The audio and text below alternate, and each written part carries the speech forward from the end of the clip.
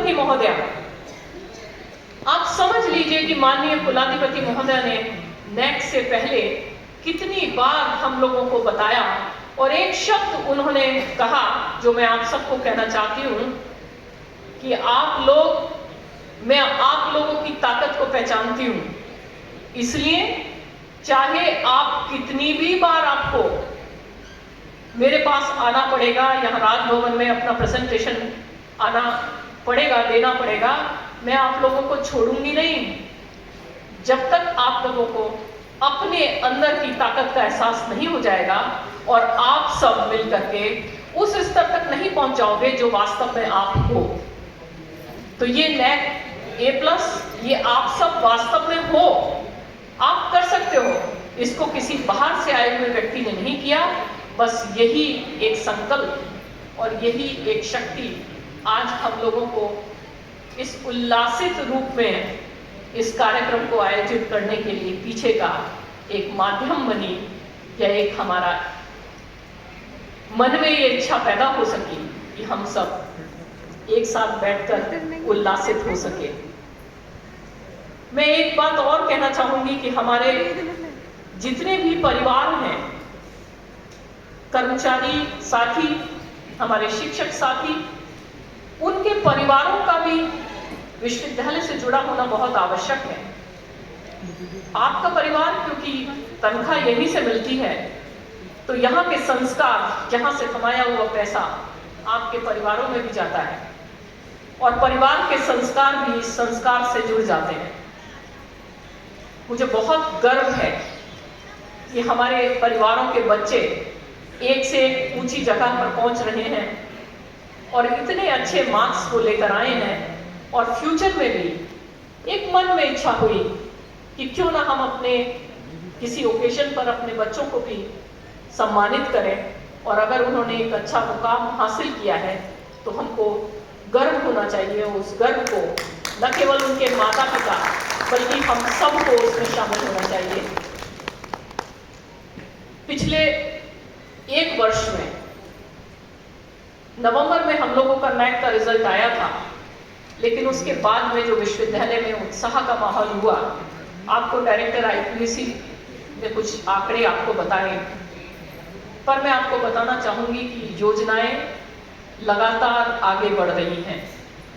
NAC में हमारा जो स्कोर 3.33 आया, उसका फायदा ये हुआ, पहले भी आपको बताया जाता था कि अगर NAC में अच्छा ग्रेड आएगा तो उससे बहुत फायदा होगा। 3.33 का जो एक बड़ा फायदा हुआ, वो हम लोग स्टडी इन इंडिया पोर्टल पर रजिस्ट्रेशन करा पाए, जो कि पहली बार हमारे विश्वविद्यालय ने किया। और स्टडी इन इंडिया पोर्टल का रजिस्ट्रेशन का जो फायदा हुआ वो ये हुआ कि पूरे विश्व से लगभग 100 एप्लीकेशन अभी तक विदेशी छात्रों की हमारे विभिन्न संस्थानों में पढ़ने के लिए आई है। और कौन सा विषय ऐसा नहीं है जिसमें एप्लीकेशन नहीं आई है। हमारे सेठ पद्मचंद जैन इंस्टीट्यूट में एप्लीकेशंस आई हैं, BCA के लिए एप्लीकेशन आई है, ललित कला संस्थान के लिए आई है, लाइफ साइंस के लिए आई है। यानी कि प्रत्येक विभाग में जो आमूल चूल परिवर्तन हुए और जिस प्रकार से हमारे विभागों ने, विश्वविद्यालय ने समन्वित रूप से जो प्रयास किए, उसका फल अब अंतरराष्ट्रीय स्तर पर दिखने लगा।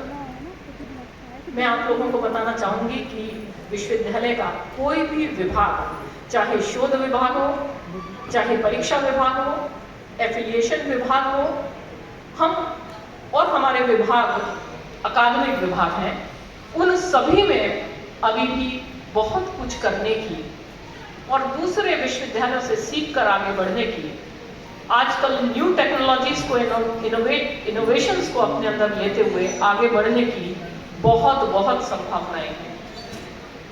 हमें एक और अपने इस उत्साह को बनाते हुए अपनी जीत की खुशी मनानी है, तो दूसरी तरफ जैसा सुखपाल ने कहा कि हमको केवल खुशी नहीं होते रहना है, बल्कि स्वयं में परिवर्तन करते हुए और लगातार अपने आप में उत्कृष्टता लाते हुए, स्किल करते हुए हमें चाहे कोई भी विभाग हो उसको आगे बढ़ाना है। हमारे रेडियो ने, मीडिया टीम ने पूरे साल भर का संकलन किया, पूरे साल भर विभिन्न कार्यक्रम आयोजित किए और दूसरे क्षेत्रों में भी हमारी बातें पहुंचे, इसका प्रयास किया। पर एक चीज जो हमेशा मुझे थोड़ा सा एक चोट भी पहुंचाती है कि हमारे विश्वविद्यालय से संबंधित प्रत्येक व्यक्ति और प्रत्येक छात्र उसको एक अपने विजिबिलिटी के लिए काम करना चाहिए। यानी कि हमको अपना फेसबुक, लिंक्डइन और जो भी हमारी मीडिया का यूट्यूब चैनल है उस सब को सब्सक्राइब करना चाहिए। एक साथ प्रत्येक के मोबाइल में प्रतिदिन क्या हो रहा है उसको देखना चाहिए और किस प्रकार से हम उसको कंट्रीब्यूट कर सकते हैं ये भी करना चाहिए। हमारे परीक्षा विभाग में चाहे तो हेल्प डेस्क पे रोज नई नई योजनाएं वो लोग बनाते हैं और छात्रों को पहुंचाने की कोशिश करते हैं, परंतु उसको मीडिया के थ्रू यानी रेडियो के थ्रू इंटरव्यू के माध्यम से हम प्रत्येक छात्र तक नहीं पहुंचा पाते हैं, क्योंकि वो यूट्यूब चैनल जिस पर हमारा रेडियो चलता है और जिस पर हम इंटरव्यूज कराते हैं वो चीजें हमारे द्वारा सब्सक्राइब नहीं की गई हैं।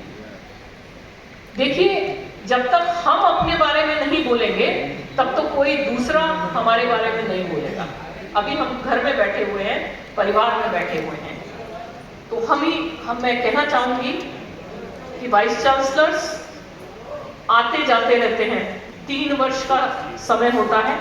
किसी ने अच्छा किया, मेरे ख्याल से पूरे कार्यकाल में किसी को 2 टर्म 1-2 लोगों को मिला है।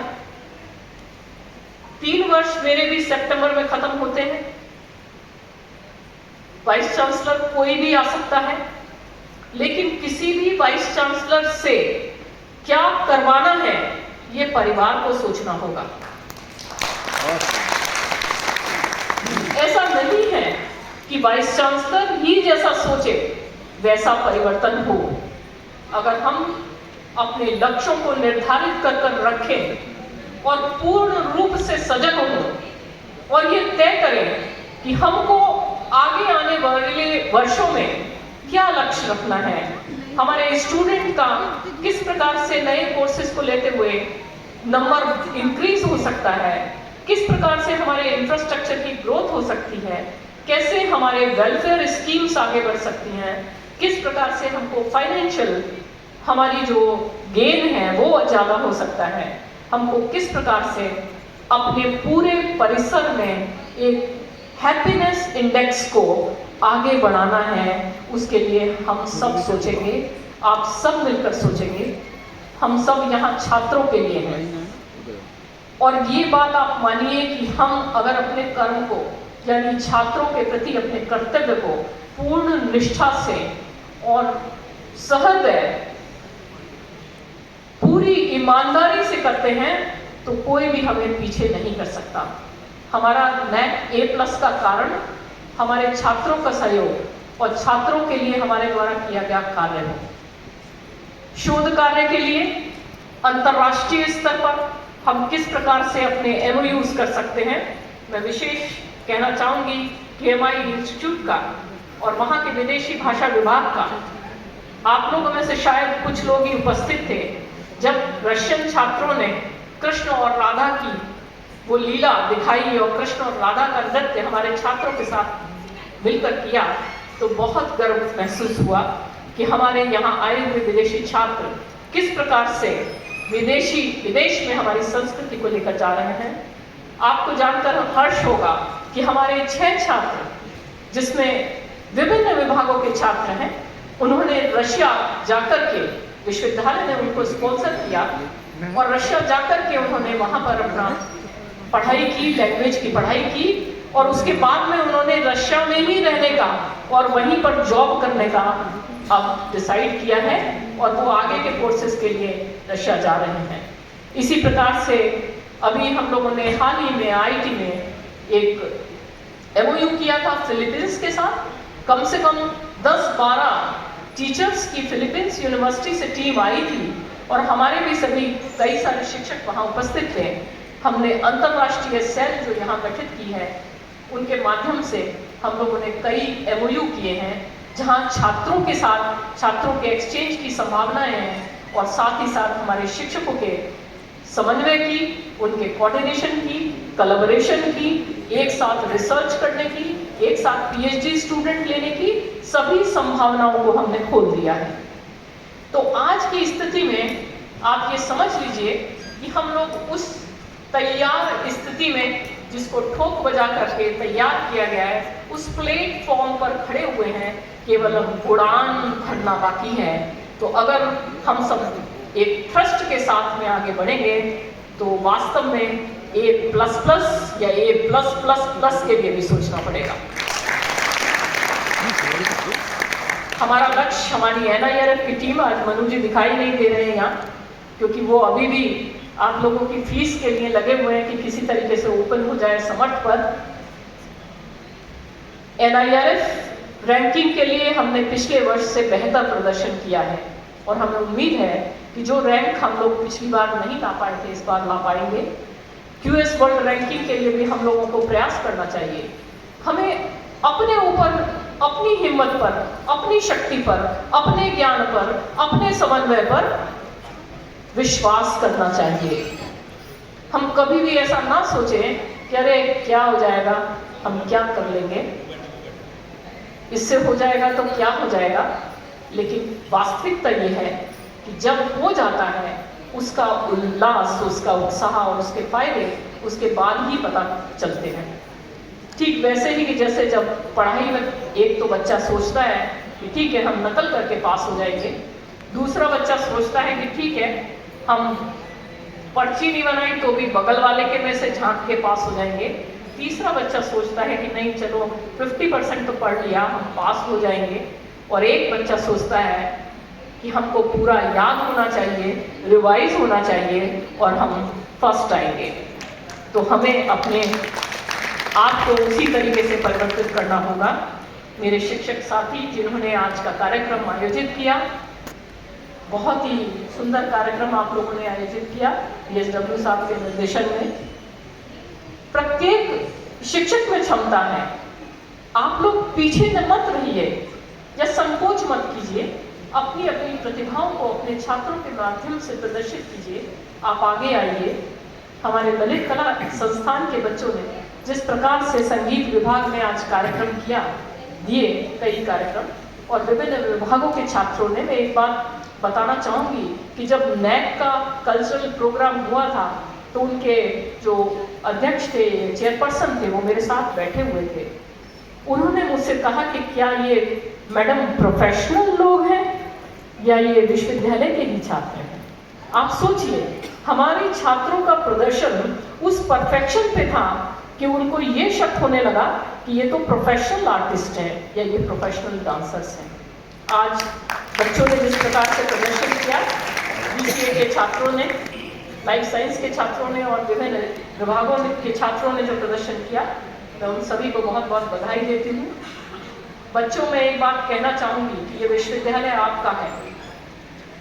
इसके परिसर को मुझे पूरी तरीके से याद है कि 98 जब हमारा समारोह था उसमें मैंने ये कहा था कि हम अपने परिसर को साफ क्यों नहीं रख सकते, क्योंकि परिसर को साफ रखने की एक बहुत बड़ी जिम्मेदारी थी और यहाँ आते। लेकिन मुझे बहुत गर्व हुआ कि अब जब कोई भी आता है तो आकर कहता है कि आपका परिसर बहुत सुंदर है, आपके लॉन्स बहुत सुंदर हैं। तो ये सब हम सब ने ही कर दिखाया।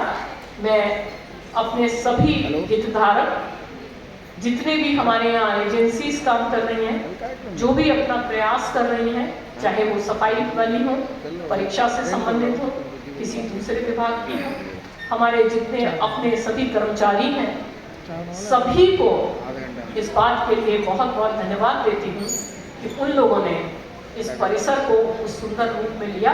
अब उसको संजो कर रखना ये आप सबका दायित्व है और कर्तव्य है। हम अपने किस प्रकार से इस पर चर्चाएं करें, हमें बहुत खुशी है कि हमारे आज हम स्वागत भी करना चाहेंगे हमारे 2 रजिस्ट्रार, डिप्टी रजिस्ट्रार्स, जो हमारे पुराने अपने कैलाश बिंद जी और एक राजेश मिश्रा जी, वो यहाँ प्रेजेंट है क्या? जी, आप दोनों यहाँ पर आकर ज्वाइन किया है, तो आप लोग भी आइए, आपको भी एक स्वागत करें। आप लोगों के ऊपर हम लोग बहुत दिनों से वेट कर रहे थे, काफ़ी टाइम से हमारे पास अधिकारियों की कमी थी, और अभी हमारे 2 असिस्टेंट रजिस्ट्रार भी एक और नए आए हैं, राम सेवक जी, एक त्रिपाठी जी, ये चारों लोग अब हमारे पास आ गए हैं। तो हम लोग आगे अपने नए सभी जगह कार्य हो जाएंगे। आपका स्वागत है। पवन कुमार, जिन्होंने बहुत काम हमारे साथ किया, उनको यहाँ से जाना हुआ, और हमारे अनूप कुमार जी, ये दोनों ने भी बहुत काम किया, इनको भी मैं बहुत बहुत धन्यवाद देना चाहूँगी, क्योंकि इन्हीं की वजह से और इनके ही हार्डशिप की वजह से हम लोग नेक्स्ट में बहुत सारी फाइल वर्क कंप्लीट कर पाए। आपको बहुत बहुत धन्यवाद, और आप जहाँ भी जाएं वहाँ पर बहुत अच्छे से कार्य कीजिए। विश्वविद्यालय का अब जो नया, मैं थोड़े फ्यूचर प्लान्स पे भी बताना चाहूँगी कि आगे जो हम बढ़ने जा रहे हैं, उसमें मेरा लक्ष्य यही है कि प्रत्येक जो भी हमारे संस्थान हैं, वो ये सोचें कि किस प्रकार से हमको अपना 100वां स्थापना दिवस मनाना है। हमारे छात्रों की जो विशेष उपलब्धियां हैं, क्योंकि वो एक दिन नहीं बनेगा, वो तो हम पूरा हफ्ता, एक सप्ताह मनाएंगे। एक दिन पूरे छात्रों का होगा, एक दिन पूरे कर्मचारियों का होगा, एक दिन शिक्षकों का होगा, और एक दिन हम सब का होगा। हम इस प्रकार से आयोजित करें कि हम 100 वर्ष का जो स्थापना दिवस है, वो आगे के आने वाले 100 वर्ष का बेस हो। जैसे 99 मनाना हमें 100 के लिए उत्साहित कर रहा है, उसी प्रकार से 100 वर्ष पूरे होने पर हमें आगे के 100 वर्षों का लक्ष्य हो। हम उस बुलंद दरवाजे के जैसे बने, और वो स्थायी इमारत हो, जिससे न जाने कितने ही बड़े बड़े वैज्ञानिक निकले, पॉलिटिशियंस निकले, और भी बहुत बहुत क्षेत्रों में ऊंचा नाम करने वाले लोग निकले। आप सभी को, आपने मुझे बहुत सहयोग दिया। मेरा पहला लेक्चर भी मुझे ध्यान है कि मैंने कहा था कि आप सब मेरे हनुमान हो, और वो सेना हो, कि मैं अकेली कुछ भी नहीं कर पाऊंगी जब तक आप सबका साथ मुझे नहीं मिलेगा। और मुझे बहुत खुशी है कि आपने मुझे बहुत प्रेम से स्वीकार किया, और मेरा साथ इस प्रकार से दिया कि आज पूरे प्रदेश में मुझे भी वो स्थान कहने में भी गर्व होता है। जब मैं आई थी तब लोग कहते थे कि भाई आप कहाँ डॉक्टर भीमराव अंबेडकर विश्वविद्यालय में वाइस चांसलर बने। कुछ लोगों ने तो ये तक कहा कि हमें समझ नहीं आ रहा है कि आपका भाग्य अच्छा है कि आपका भाग्य बुरा है। तो आज मैं गर्व से उन लोगों को जवाब देती हूँ, और फख्र से कहती हूँ कि हाँ, हमारा मुझे गर्व है कि मैं डॉक्टर भीमराव अंबेडकर विश्वविद्यालय से छात्र। तो आप सबको, आपके परिवार को, हमारे पूरे विश्वविद्यालय परिवार को, उससे जुड़े हुए प्रत्येक व्यक्ति को आज के दिन की बहुत बहुत शुभकामनाएं और हार्दिक अभिनंदन। मैं करबद्ध नमन करती हूँ अपनी माननीय कुलाधिपति महोदया को, क्योंकि उनके ही आशीर्वाद से, उनकी ही प्रेरणा से, और आप मानिए कि उनकी ही कर्मठता से और उनकी ही दूरदृष्टि से उन्होंने ही ये पहचाना कि इस विश्वविद्यालय में क्या क्या खजाना छुपा हुआ है। और पहली मीटिंग में ही उन्होंने मुझे बता दिया था कि देखिए यहाँ पर वो भी है, क्योंकि मेरे आने से पहले वो यहाँ पर भ्रमण कर कर गई थी और यहाँ की स्थिति से परिचित थी। तो उनको ये पूरा विश्वास था, और उनके विश्वास पर खरा उतरने के लिए हम सब एकजुट हुए। तो मैं अपनी कुलाधिपति महोदया को भी बहुत बहुत धन्यवाद देना चाहती हूँ, और अपने पूरे परिवार की तरफ से मैं उनको नमन करती हूँ। आप सबको एक बार बहुत बहुत शुभकामनाएं। और जैसा मेरा हमेशा का अंदाज है कि एक बार अपने विश्वविद्यालय के लिए जोर से नारा लगाइए, डॉक्टर भीमराव अंबेडकर विश्वविद्यालय जिंदाबाद, डॉक्टर भीमराव अंबेडकर विश्वविद्यालय जिंदाबाद, डॉक्टर भीमराव अंबेडकर विश्वविद्यालय जिंदाबाद।